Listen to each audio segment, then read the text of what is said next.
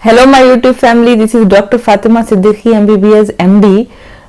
Please subscribe my channel. ये एक scientific channel है और हेल्थ अवेयरनेस के लिए बनाया गया चैनल है। तो आज का मेरा टॉपिक है डायबिटीज, शुगर, मधुमेह जिसे कहते हैं। तो ये आमतौर पे जो है क्यों होती है और इसको किस तरह से बचा जा सकता है, इसके बारे में मैं बात करने वाली हूँ। इसके ट्रीटमेंट के बारे में, इसके बचने के लिए क्या टिप्स हैं और क्यों होती है।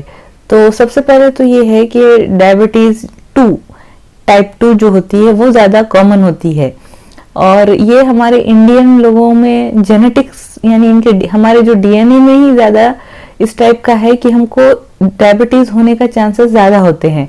और जब हमारी लाइफ स्टाइल ख़राब होती है तो उस वक़्त तो ये और ज़्यादा तेज़ी से डायबिटीज़, मधुमेह होने का चांस बढ़ जाता है। तो इसमें होता क्या है डायबिटीज टाइप 2 में, तो इसमें जो है इंसुलिन ज्यादा हो जाता है। तो इंसुलिन ज्यादा हो जाता है और हमारे सेल्स जो होते हैं, बॉडी हमारी सेल्स से बनी हुई है। हमारे बॉडी में मिलियंस, बिलियंस, अरबों खरबों जो होते हैं सेल्स होते हैं। तो वो सेल्स जो होते हैं उसके अपने काम करने के लिए उनको ग्लूकोज की जरूरत होती है और साथ साथ दूसरे न्यूट्रिएंट्स, फैट्स वगैरह की जरूरत होती है, विटामिन, मिनरल्स की जरूरत होती है, ऑक्सीजन की जरूरत होती है।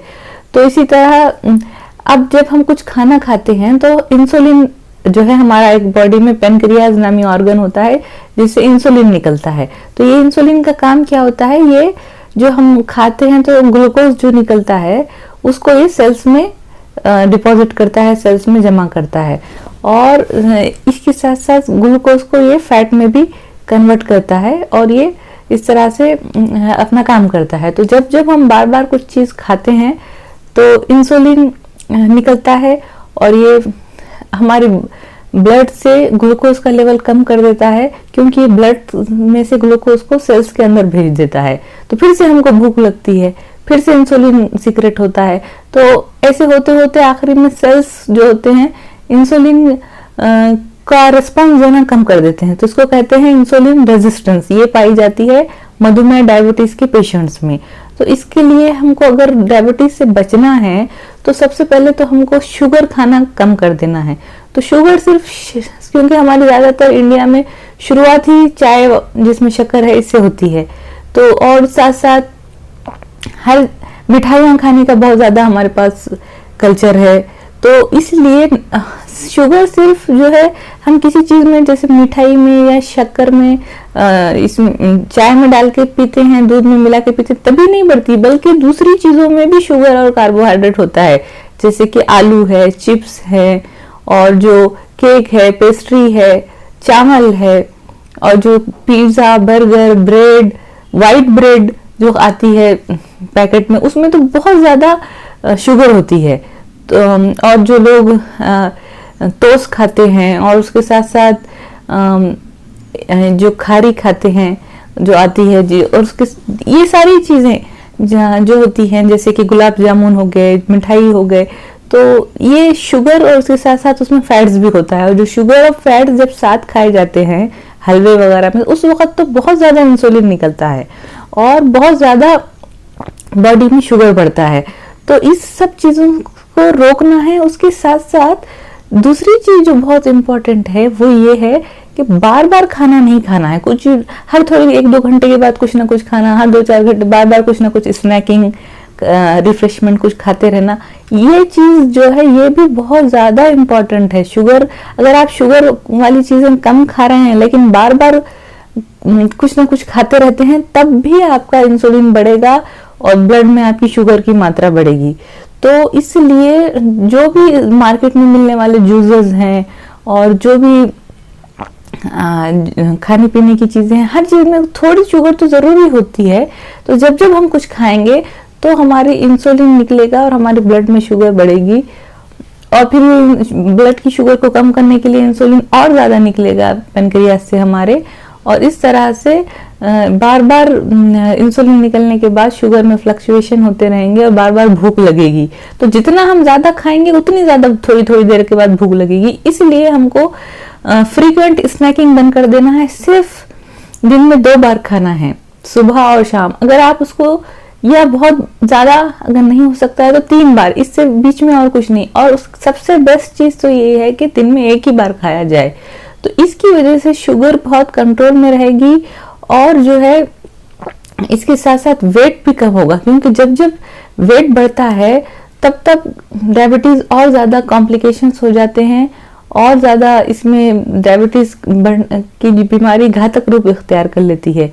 तो वेट को कंट्रोल रखना है और इंटरमिटेंट फास्टिंग करते रहना है, और इसके साथ साथ बार बार शुगर को मॉनिटर करना है, यानी ब्लड की जांच करते रहना है। क्योंकि सिर्फ एक बार आपने जाके शुगर की जांच करा ली और दवाएं शुरू कर दिए, तो उसके बाद जो है फिर से हर थोड़े दिन के बाद आपको शुगर की चेकअप कराना जरूरी इसलिए हो जाता है कि फ्लक्चुएट होती है शुगर, तो उसके लिहाज से आपकी दवा की मात्रा को चेंज करना पड़ता है। तो अपने डॉक्टर को हर महीना जाकर आपको ब्लड शुगर की जांच कराना चाहिए, और हर 3 महीने में HbA1c ये जो होता है ये भी चेक कराना बहुत जरूरी होता है। उससे पता चलता है कि पिछले 3 महीने में आपकी शुगर कंट्रोल में थी या नहीं थी, तो ये भी कराते रहना है। और शुगर के पेशेंट जो होते हैं, तो शुगर जब ज्यादा बढ़ जाती है तो ये जाके किडनी की नालियों में जमा हो जाती है, उसके साथ साथ फैट भी बढ़ने लगता है, और इसकी वजह से किडनी खराब होने के चांसेस बढ़ जाते हैं। तो साल में एक बार शुगर के पेशेंट को किडनी फंक्शन टेस्ट भी कराना चाहिए, तो इससे पता, और क्रिएटिनिन कितना है ब्लड में ये पता करना चाहिए, क्योंकि अगर किडनी खराब हो जाए तो ब्लड में क्रिएटिनिन की मात्रा बढ़ जाती है। इसके अलावा जो है हीमोग्लोबिन की जांच भी कराते रहना चाहिए, कहीं कोई ब्लड बराबर बन रहा है या नहीं बन रहा है, ये भी पता करना बहुत जरूरी होता है। इसके अलावा शुगर में आंखों पर भी असर पड़ जाता है, तो आंखों की जो हमारी एक पर्दा होता है रेटाइना, तो इस पर भी शुगर असर करती है, तो देखने में भी प्रॉब्लम होने लगता है, साफ नजर नहीं आता, और ज्यादा जब शुगर बढ़ जाती है तो अंधेपन का खतरा भी हो जाता है। तो इसलिए आंखों की जांच भी शुगर के पेशेंट को साल में एक बार कराना चाहिए, इसको फंडोस्कोपी कहते हैं।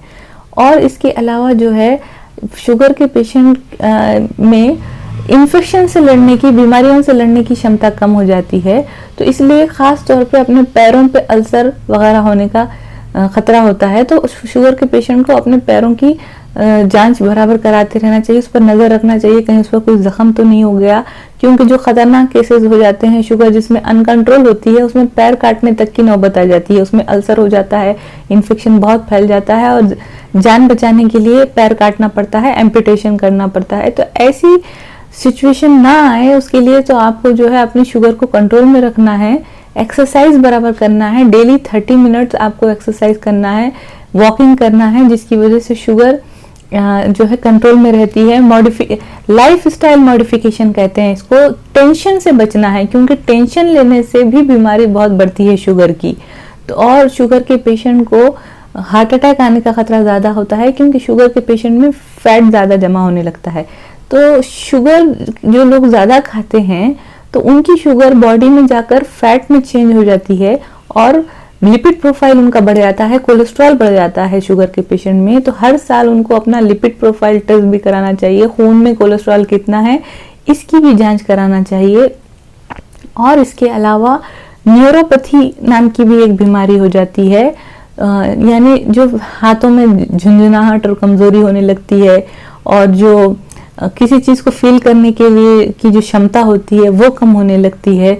तो ये भी न्यूरोपैथी भी बहुत ज्यादा कॉमन है, क्योंकि जो नर्व्स में एंडोथेलियल सेल्स होते हैं जो उसमें भी जाकर शुगर जमा हो जाती है, तो उसकी वजह से जो है कमजोरी होती है, हाथों में झंझनाहट होती है। तो इसके अलावा जो है रेटिनोपैथी में जो आंखों पर असर हो जाता है उसको कहते हैं, और नेफ्रोपैथी यानी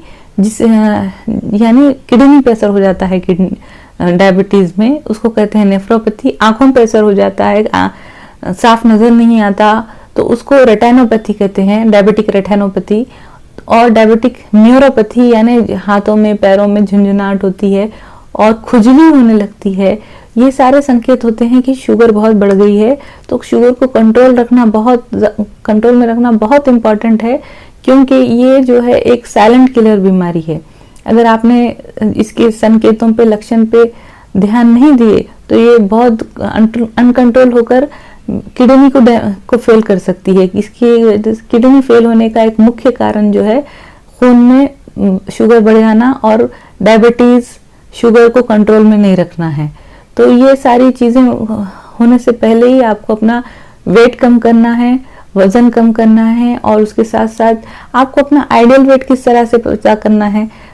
उसके लिए आप ये पता करिए कि आपकी हाइट सेंटीमीटर में कितनी है।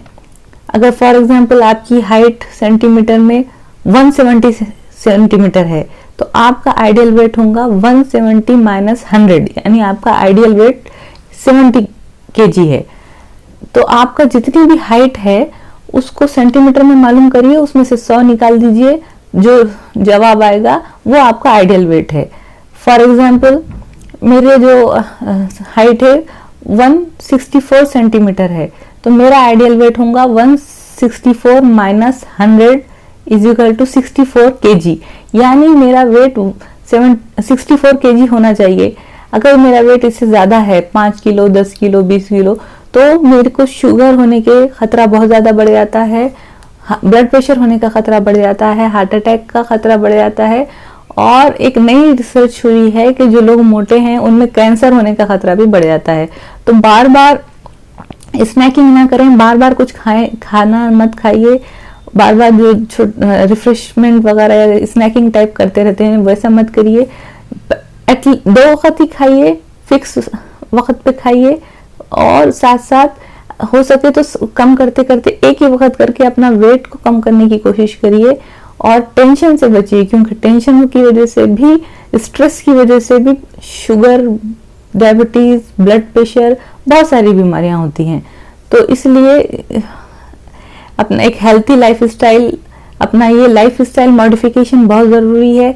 एक्सरसाइज ज़रूरी है, अच्छा आहार लेना ज़रूरी है, वेजिटेबल्स ज़्यादा खाएं, और उसके साथ साथ अगर लाइफस्टाइल मॉडिफिकेशन के बाद, एक्सरसाइज के बाद भी अगर शुगर कंट्रोल नहीं हो रही है, बहुत सीवियर टाइप की है, तो दवाएं लीजिए, डॉक्टर से कंसल्ट करिए, और खुद से कभी भी दवा बंद मत करिए या कम मत करिए, क्योंकि दवा नहीं खाने से शुगर के पेशेंट की किडनी खराब हो सकती है। दवा खाते रहने से आपकी किडनी बची हुई रहेगी और किडनी फेल ना होगी। तो इसलिए कभी भी खुद से कोई मेडिकेशन, कोई दवाएं बंद मत करिए।